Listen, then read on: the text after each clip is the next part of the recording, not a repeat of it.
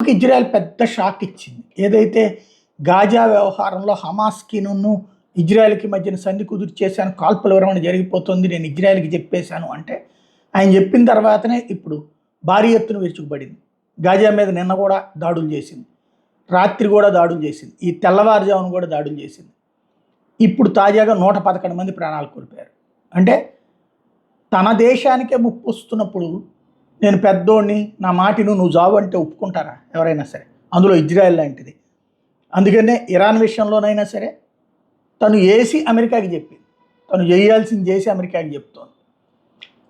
ఇక్కడ అమెరికాని వదులుకోదు, అమెరికా శత్రుత్వం పెట్టుకోదు, అమెరికాని పొగుడుతూ కూడా ఉంటుంది అవసరాల కోసం.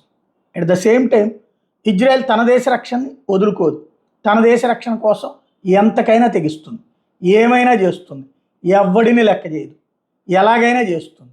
అదే ఇప్పుడు మరొకసారి ప్రూవ్ అయింది.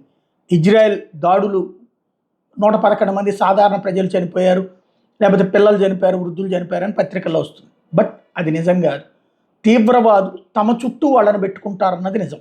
బట్ ఈ పదాల ద్వారా సామాన్యులు చచ్చిపోయారు, పిల్లలు చచ్చిపోయారు, మహిళలు చచ్చిపోయారు, ఈ పదాల ద్వారా ప్రపంచవ్యాప్తంగా ముస్లిం సమాజంలో ఒక అన్రెస్ట్ క్రియేట్ చేయడానికి, ఇజ్రాయెల్ మీద ద్వేషం క్రియేట్ చేయడానికి, తద్వారా తటస్థులలో కూడా ఇజ్రాయెల్ మీద ద్వేషం క్రియేట్ చేయడానికి మాత్రం దశాబ్దాలుగా జరుగుతున్న కుట్ర అయితే ఫలించింది. అందుకనినే హమాస్ లాంటి వాటిలో చేరడానికి మన దేశంలో ఆడపిల్లలు కూడా పోయారంటే కారణం అదే.